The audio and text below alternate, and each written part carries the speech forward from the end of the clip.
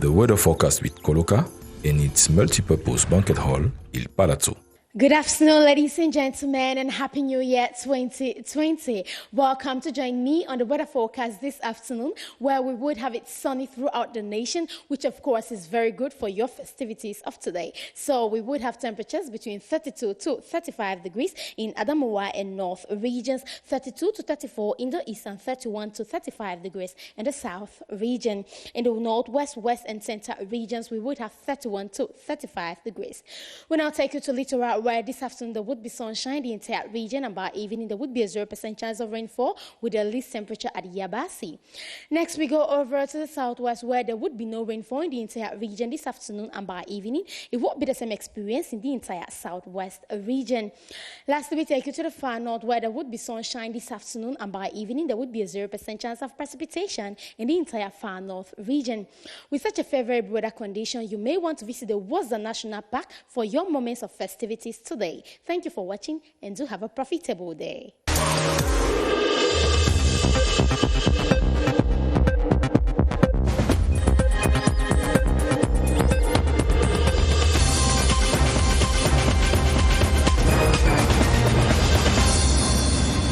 Happy New Year 2020 to all of you watching us from Cameroon and beyond. Welcome to our latest bilingual edition. Bonjour Catherine. Good afternoon, Emmanuela. Happy New Year. You have the news headlines. Deux titres à la une de l'actualité de ce mercredi. Le chef de l'État, Paul Biya, s'est adressé hier 31 décembre 2019 à la nation camerounaise. Un discours très attendu des Camerounais. Dans ce 12 heures, l'intégralité du discours du président Paul Biya. Et puis 87 réfugiés ex-combattants sont de retour au Bercail. Ils sont arrivés à l'aéroport international de Yaoundé-Simalène. Ils s'étaient réfugiés au Nigeria pour des raisons d'insécurité dans les régions du nord-ouest et du sud-ouest. Ils ont été accueillis par le ministre de l'administration territoriale, Paul Atangandi. Et tout de suite, en ouverture de ce journal, le discours du chef de l'État. Exactly, Catherine. During his end-of-year speech to the nation, President Paul Biya said Cameroon will continue to improve on the living conditions of her citizens while equally standing up for the security challenges in the northwest and southwest regions, as well as working to boost economic growth in the country. Our reporter Nda Kilian Difon listened to the president's speech and now presents the highlights of his message. President Paul Biya, in his New Year speech, addresses three main issues: the social progress, the economic growth, and the preoccupying security problem in the northwest and southwest regions.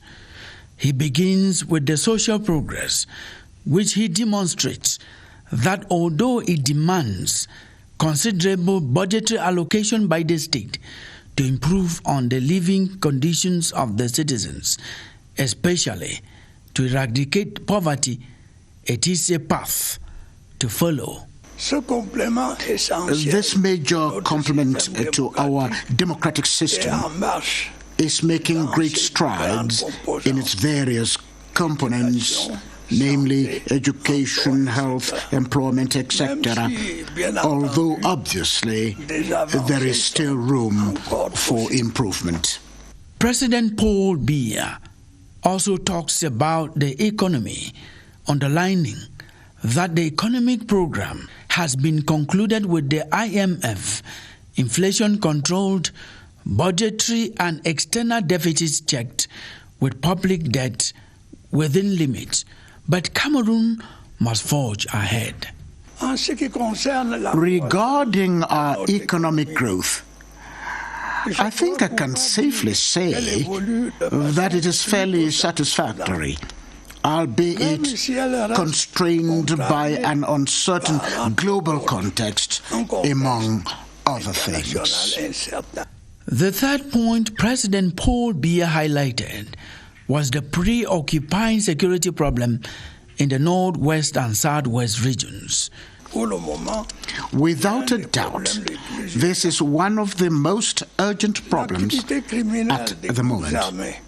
The criminal activities of armed groups continue to disrupt public, economic, and social life in these regions. Yet, Various measures have been taken in recent months to reason with these youth, most of whom have been brainwashed. They have been called upon to lay down their arms, and social reintegration prospects have been offered them. And to this problem, President Paul Biya said the major national dialogue and the consequent recommendations with bilingualism, decentralization and special status, among others, are measures to remake our country one strong, stable, peaceful, and prosperous. And reactions have been pouring in from different Cameroonians after the president's end-of-year speech to the nation. One of those is the Minister of Decentralization and Local Development, Georges Elanga Obam, who spoke to our reporter, Kilian Danzifon. Take a listen. The head of state is conscious of what is good for our country. All the pools of interest were discussed. The necessary peace that must reign in the country, the economic development that should be a good thing for all of us, and the necessity for us to participate in the construction of our country. And I observe that concerning what is going on the northwest and in the southwest, after the National Grand Dialogue, a lot of things were on the way to ease those two regions. You have people who were liberated. You have a law that has been adopted by the National Assembly and the Senate concerning the bilingualism. And you also have a lot of things that have been given to the Northwest and the Southwest in the humanitarian point of view. Concerning decentralization, I think I can say that we are improving according to the President. A law was adopted concerning that part of the activity of our country that will permit to the population to participate more to the management of local affairs.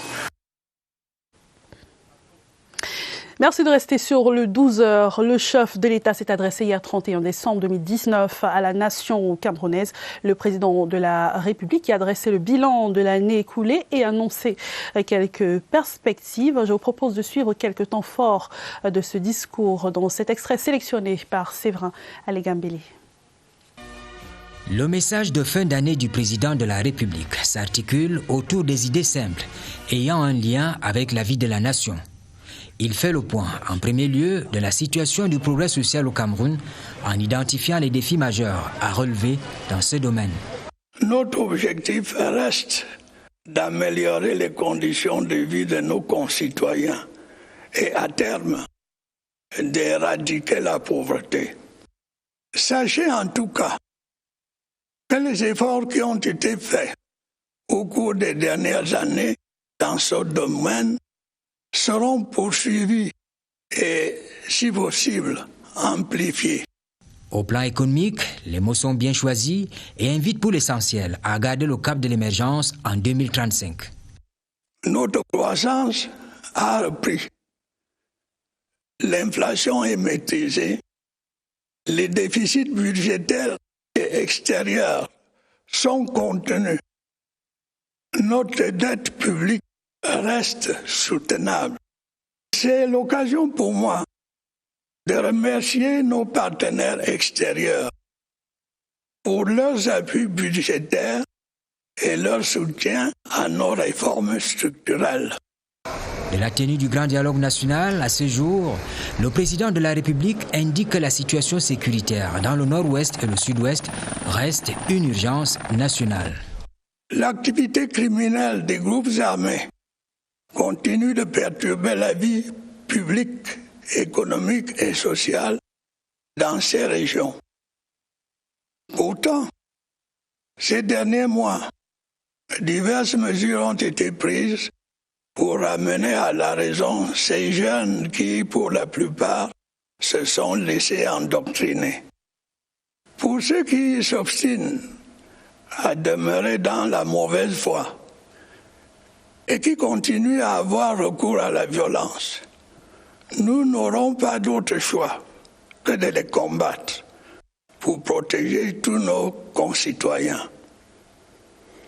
Nos forces de défense et de sécurité feront une fois de plus leur devoir, avec mesure, mais sans faiblesse. Je veux ici les assurer de mon total soutien et de ma haute considération. Sur la vie politique, le discours sur l'état de la nation invite les citoyens à s'approprier la démocratie. Pour cela, il faut respecter le peuple souverain et les valeurs de la République.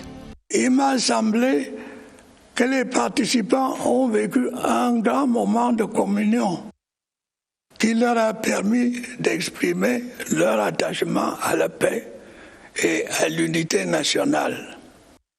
Nos députés et nos sénateurs ont ainsi adopté une loi qui comporte des avancées décisives pour notre processus de décentralisation, notamment en ce qui concerne le statut des élus locaux, le fonctionnement des assemblées locales et l'attribution de ressources financières nouvelles et substantielles aux régions.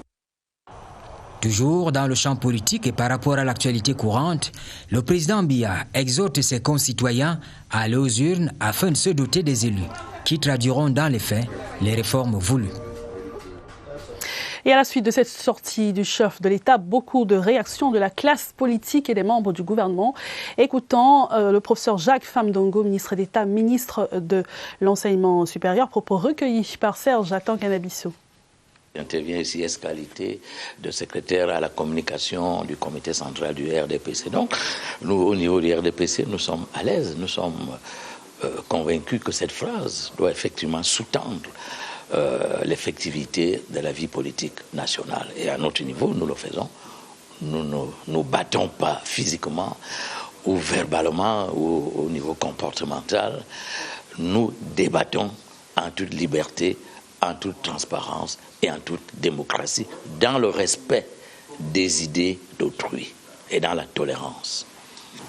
Le positionnement politique est globalement acquis par voie d'élection. Et dans le cas d'espèce, il s'agit de présenter les programmes pour essayer de résoudre les problèmes auxquels les Camerounais font face. Il s'agit également de suivre les objectifs du développement de la nation qui sont spécifiques pour chaque pays. Il s'agit enfin d'assurer à toutes les couches de la population un encadrement harmonieux par l'investissement, par la mise en place des infrastructures, par l'encadrement scolaire et bien d'autres. Donc, dans le cas d'espèce, le chef de l'État veut que les prochaines élections soient des élections placées dans un environnement responsable.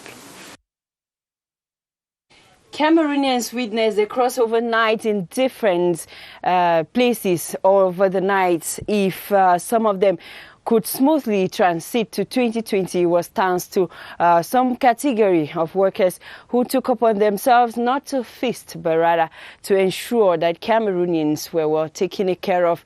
People like the forces of law and order and hospital staff were on duty. Our reporter Beatrice Ngum went downtown with her camera and captured them in this report. The dawn of another year at the Central Post Office, the St. Sylvester Feast has gathered steam. Many are making merry, but among those partying are those called to duty. Some are selling their goods, others are exercising their talents in photography. Nearby, the men in uniform are protecting citizens from pickpockets and ensuring traffic flow around town. We have to protect everyone who come here at the Post Central. We have to make sure that the traffic can be fluid so that every person can go without any problem. On the streets too is another class of workers, bikers and taxi drivers scouting for passengers. Their tanks will not run dry. The filling stations are open. Security guards too have answered present. Public and private buildings must be safe from vandals. Bar owners ensure the flow of liquor to clients entertained by workers of this orchestra.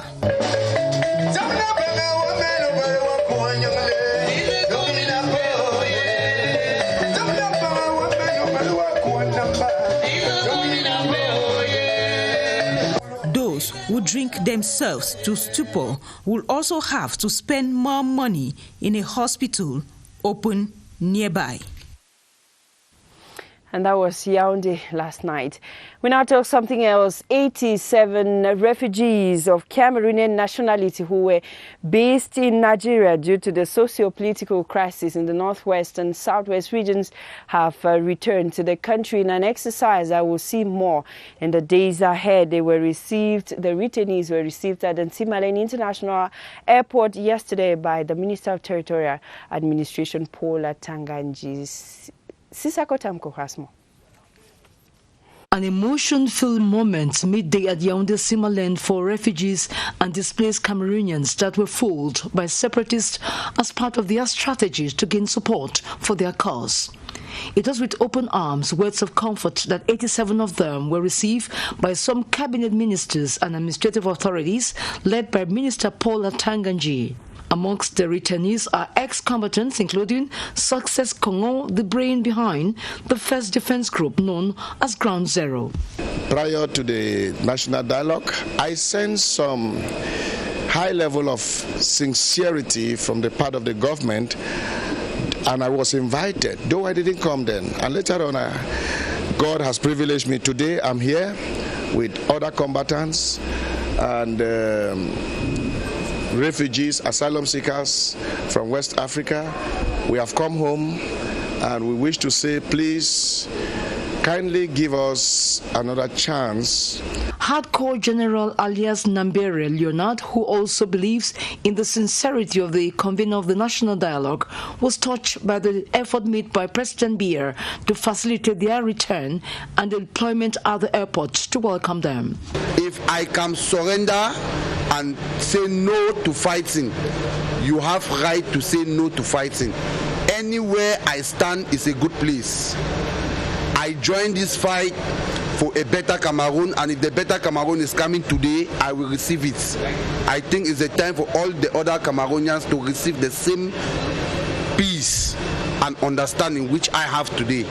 Amongst the 15,000 to 17,000 forcefully misled to swallow the numbers for separatists are children and pregnant women. I feel so happy to come back to Cameroon. I have experienced a lot of things when I was in Cameroon because of the war. So we ran and go to Nigeria. I just thank God because they want to bring peace to Cameroon, and I'm very happy for that. I want everybody in the forest to come back. An effort which saw the cooperation of Nigerian authorities and evidence of excellent ties between the two neighboring countries. This is the first phase of official return of refugees and displaced persons, in which 700 more are expected in days ahead. Reparlons à présent de ce 1er janvier 2020, pendant que la plupart des Camerounais étaient à la fête. Les travailleurs de nuit, quant à eux, ont veillé au grain. Forces de sécurité et hôpitaux n'avaient pas de répit cette nuit du 31 décembre. Franck Evina a fait le tour de quelques coins chauds de la capitale camerounaise. Reportage. Personnel médical prêt à agir. Dans les hôpitaux, l'on est conscient que pendant les jours de fête, il faut augmenter la veille sanitaire. Les forces du maintien de l'ordre et de sécurité sont aussi en poste. Il est question d'intensifier le dispositif sécuritaire et assurer la fluidité du trafic. En des jours particuliers comme celui-ci, notre mission consiste à sécuriser les populations en joie afin d'éviter des incidents, des accidents et empêcher des cas d'agression. En temps normal, la circulation serait déjà fluide au niveau de la poste centrale. Mais en ce jour peu spécial. Les citoyens viennent un peu de partout pour festoyer, ce qui entraîne bien évidemment des difficultés de fluidité. Autour des édifices publics, privés et les domiciles, pas question de fermer l'œil pour les agents de gardiennage. Taximens et mototaximens aussi sont restés en éveil. Pas d'inquiétude pour le ravitaillement en carburant. Les pompistes ont répondu présents. Les commerçants n'ont pas boudé cette occasion de faire de bonnes affaires. Dans les coins chauds, ce sont les artistes qui ont maintenu les clients en éveil pendant le réveillon. Le travail des forces de sécurité qui va se poursuivre dans les prochains jours. Je vous propose à présent de réécouter le discours en intégralité du président de la République qui s'est adressé hier 31 décembre 2019 à la nation camerounaise. Camerounaises, Camerounais, mes chers compatriotes, l'an dernier, dans les mêmes circonstances, j'ai fait le point devant vous de la situation dans 3 secteurs fondamentaux de la vie de notre pays. Nous avons constaté ensemble que la situation sécuritaire dans nos régions du nord-ouest et du sud-ouest demeurait préoccupante, malgré les appels à déposer les armes adressés aux insurgés. Il convenait donc d'accorder la priorité à la recherche d'une solution. Nous avons pu également observer que notre croissance économique était en progrès, mais qu'il convenait de la conforter pour rester sur la trajectoire de l'émergence. Enfin, des preuves ont été apportées pour montrer que le progrès social au Cameroun n'est pas un vain mot. Ce complément essentiel de notre système démocratique est en marche dans ses différentes composantes, éducation, santé, emploi, etc.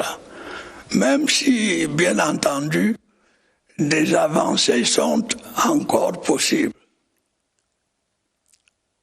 Où en sommes-nous un an plus tard? S'agissant du progrès social, notre objectif reste d'améliorer les conditions de vie de nos concitoyens et à terme d'éradiquer la pauvreté. C'est une tâche considérable qui nécessite de gros moyens financiers. Les allocations budgétaires qui lui sont consacrées sont importantes et évidemment fonction du niveau des recettes de l'État. Celles-ci, à leur tour, dépendent de la bonne santé de notre économie, dont je vais vous parler dans un instant. Sachez en tout cas que les efforts qui ont été faits au cours des dernières années dans ce domaine seront poursuivis et, si possible, amplifiés. En ce qui concerne la croissance de notre économie, je crois pouvoir dire qu'elle évolue de façon plutôt satisfaisante, même si elle reste contrariée par, entre autres, un contexte international incertain. Dans la période récente, un travail considérable a été accompli pour redresser la situation dans le cadre du programme économique et financier conclu avec le FMI. Notre croissance a repris. L'inflation est maîtrisée. Les déficits budgétaires et extérieurs sont contenus. Notre dette publique reste soutenable. Le programme économique, financier, social et culturel du gouvernement pour 2020 présenté récemment devant l'Assemblée nationale, se situe dans cette continuité. Il repose sur une hypothèse de croissance de 4%, ce qui devrait nous permettre de rester sur la trajectoire de l'accès à l'émergence en 2035. Cet objectif est d'ailleurs repris par notre projet de stratégie nationale de développement pour la période 2020-2030. Et c'est l'occasion pour moi de remercier nos partenaires extérieurs, le FMI déjà cité, mais aussi la Banque mondiale, la Banque africaine de développement et l'Agence française de développement pour leurs appuis budgétaires et leur soutien à nos réformes structurelles. Est-ce à dire que nous pouvons nous reposer sur nos lauriers? Certainement pas. Notre objectif demeure d'accéder à l'émergence à l'horizon 2035. Mais compte tenu de l'instabilité du contexte international et des tensions commerciales qui hypothèquent les échanges, il nous faudra probablement faire des efforts supplémentaires pour rester sur la trajectoire du redressement économique durable de notre pays. Je crois que nous en sommes capables. Ce redressement doit être pour nous une ardente obligation qui mobilisera toutes nos énergies. Il nécessite non seulement l'amélioration des conditions de vie des Camerounais, mais aussi l'exercice serein des droits démocratiques par voie de conséquence. Reste la situation sécuritaire dans nos régions du nord-ouest et du sud-ouest. C'est sans aucun doute pour le moment l'un des problèmes les plus urgents. L'activité criminelle des groupes armés continue de perturber la vie publique, économique et sociale dans ces régions. Pourtant, ces derniers mois, diverses mesures ont été prises pour ramener à la raison ces jeunes qui, pour la plupart, se sont laissés endoctriner. Des appels à déposer les armes leur ont notamment été lancés et des perspectives de réinsertion sociale ouvertes. Pour ceux qui s'obstinent à demeurer dans la mauvaise foi et qui continuent à avoir recours à la violence, nous n'aurons pas d'autre choix que de les combattre pour protéger tous nos concitoyens. Nos forces de défense et de sécurité feront une fois de plus leur devoir, avec mesure, mais sans faiblesse. Je veux ici les assurer de mon total soutien et de ma haute considération.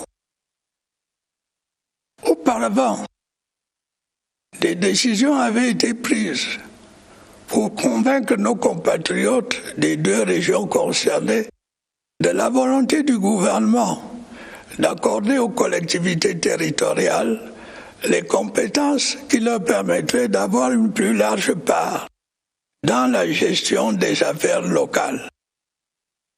Il avait été également confirmé que des dispositions étaient prévues pour accélérer la promotion du bilinguisme et du multiculturalisme.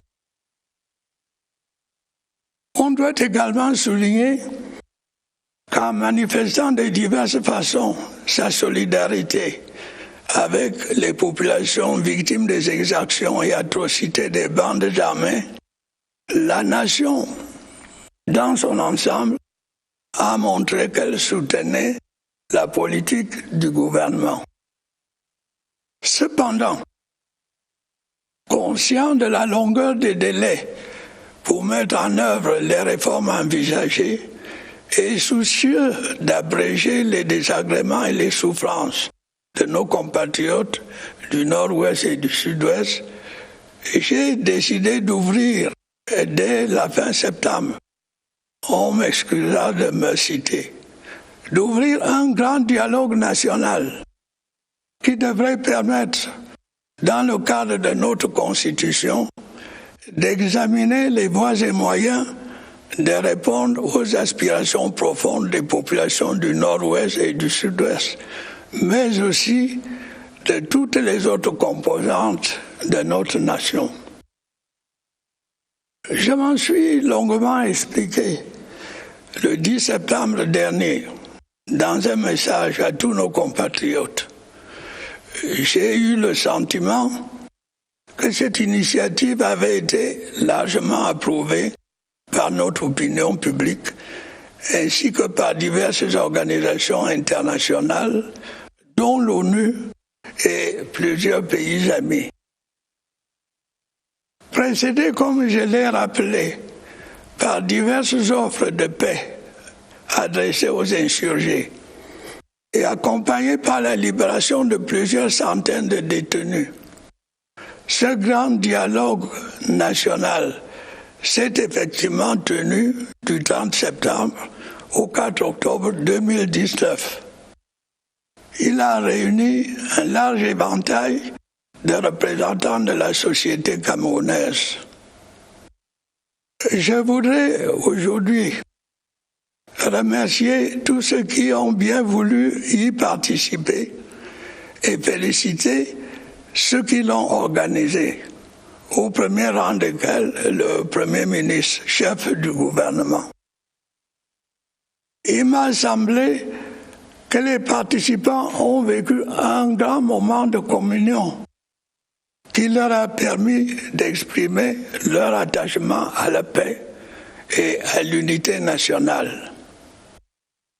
J'ai pu apprécier le fait que les Camerounais, dans leur ensemble, ont salué un bon nombre de propositions issues du grand dialogue national. Ainsi, dès le 10 décembre 2019, un projet de loi concernant la promotion du bilinguisme et du multiculturalisme a été adopté par l'Assemblée nationale et le Sénat. Il prévoit que l'usage de l'anglais et du français doit s'appliquer de façon égale à l'ensemble de nos institutions publiques. Le respect de cette loi, j'en suis sûr, renforcera le caractère bilingue de notre pays. Par ailleurs, le 15 décembre 2019, dans le cadre d'une session extraordinaire de l'Assemblée nationale et du Sénat, un projet de loi portant Code général des collectivités territoriales décentralisées a été soumis à l'examen de nos deux chambres parlementaires. Nos députés et nos sénateurs ont ainsi adopté une loi qui comporte des avancées décisives pour notre processus de décentralisation, notamment en ce qui concerne le statut des élus locaux, le fonctionnement des assemblées locales et l'attribution de ressources financières nouvelles et substantielles aux régions. S'agissant particulièrement du Nord-Ouest et du Sud-Ouest, le statut spécial dont ces régions bénéficient prend en compte leurs spécificités du sous-système éducatif anglophone, de la common law et de la chefferie traditionnelle. Mes chers compatriotes, comme vous pouvez le constater, c'est un Cameroun nouveau qui prend ainsi forme. Un Cameroun adapté au temps présent. Un Cameroun qui regarde vers l'avenir. Pour en arriver là, nous avons connu bien des épreuves. comme par le passé ensemble, nous les avons toutes surmontées. En ce septennat de grandes opportunités pour le Cameroun, le grand dialogue national nous a ouvert la voie pour avancer résolument sur le chemin de la paix, de l'unité nationale et du progrès. Valeurs qui ont toujours fait la grandeur de notre pays. Camerounaises, Camerounais, mes chers compatriotes, avant de conclure, je voudrais vous dire quelques mots au sujet de notre système démocratique. Lorsque les conditions ont été réunies et que nous avons ensemble jeté les bases de la démocratie dans notre pays, je n'ignorais pas que le chemin serait semé d'obstacles. Ce fut effectivement le cas. Mais nous avons réalisé des progrès remarquables. Malheureusement, une minorité au Cameroun comme dans la diaspora paraît avoir oublié les règles qui gouvernent la vie démocratique. Est-il nécessaire de rappeler qu'une démocratie a pour seul arbitre le peuple souverain?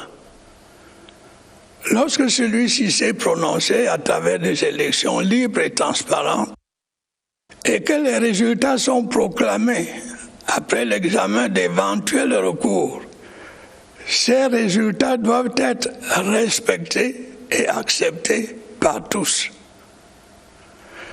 Ce ne sont ni les réseaux sociaux, ni tel ou tel organe de presse qui peuvent changer les résultats d'une élection. Encore moins les manifestations illégales, les violences et les attaques personnelles ou haineuses. Qu'on se rappelle que j'avais dit en son temps, débattons, ne nous battons pas. Ainsi se comportent les citoyens d'un pays démocratique. Si l'on veut participer à la vie démocratique de son pays, il faut en respecter les règles et militer dans les partis politiques dont l'activité s'exerce dans le cadre du respect de la loi.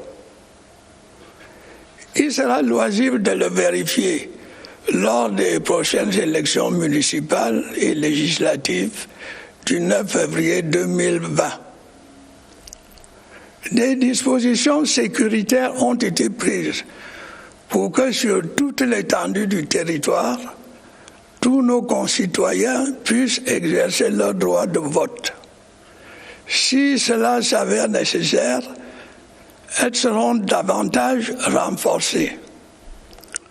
J'exhorte donc tous les Camerounais inscrits sur les listes électorales à aller voter, en ayant conscience qu'ils éliront des femmes et des hommes qui traduiront dans les faits les réformes voulues par le peuple camerounais, notamment l'accélération de la mise en œuvre de la décentralisation. S'agissant du comportement excessif de certains de nos compatriotes de la diaspora, qu'ils soient ou qu'ils ne soient plus camerounais, je pense qu'ils devraient, par patriotisme, s'abstenir de propos négatifs à l'égard de leur pays d'origine. On doit toujours respecter sa patrie, ses institutions et ceux qui les incarnent.